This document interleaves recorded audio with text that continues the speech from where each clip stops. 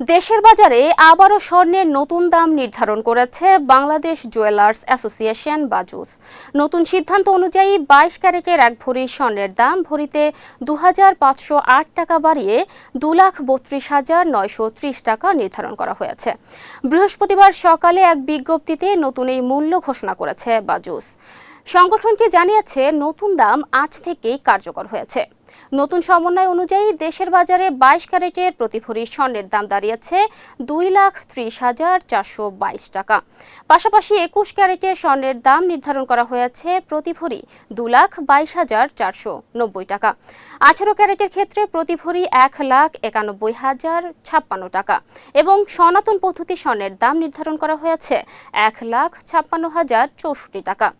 এর আগে সর্বশেষ ১৫ জুন স্বর্ণের দাম সমন্বয় করেছিল বাজুস।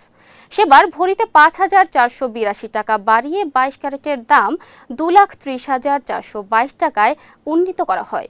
একই সময়ে অন্যান্য ক্যারেটের স্বর্ণের দামও পুনর্নির্ধারণ করা হয়েছিল।